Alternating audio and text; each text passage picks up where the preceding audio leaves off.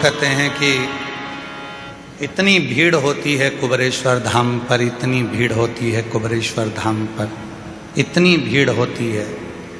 हर बार सोचते हैं कि इस साल अगर भीड़ कम होगी तो मैं कथा में जाऊंगी, थोड़ी भीड़ कम होगी तो कथा में जाऊंगी।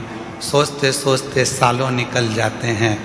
बाबा तुझे खुद यहाँ आने ही नहीं देता है, क्योंकि उसको मालूम है आएगी तो देना पड़ेगा।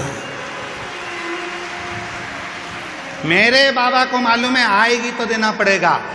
निमंत्रण पत्रिका उसी के यहाँ दी जाती है जिसके यहाँ पर बहन बेटी को उसी को शादी में बुलाया जाता है, जिसको बाद में साड़ी, मिठाई का डब्बा, लिफाफा देकर भेजना पड़े। बहन बेटी को बुलाया है तो देना तो पड़ेगा। तुम कौन हो? उस बाप की बेटी। तुम कौन हो? उस बाप के दामाद। तुम कौन हो? उसके नाती पंती। तुम कौन हो? उसकी औलाद।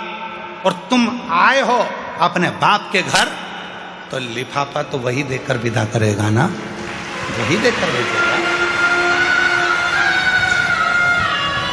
ऐसे कई लोग हैं जो सोचते हैं थोड़ा थोड़ा रुद्राक्ष उत्सव में बहुत भीड़ होती है, थोड़ी कम हो जाए ना तब मैं जाऊंगी, बैठूंगी, वहां जाऊंगी, बैठूंगी, प्रार्थना करूंगी बाबा से, निवेदन करूंगी बाबा से।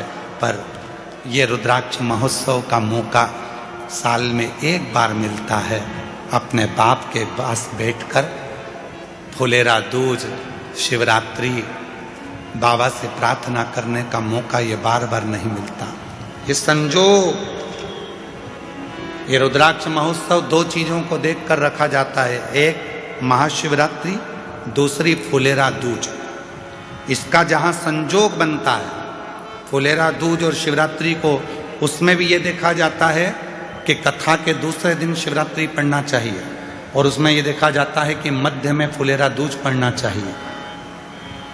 जब यहाँ बैठा हुआ एक एक व्यक्ति जब बाबा से प्रार्थना करने के लिए आए तो यहाँ से खाली ना जाए। जब यहाँ से जाए तो बाबा 3 महीने में उसकी झोली भर दे, ये देखा जाए।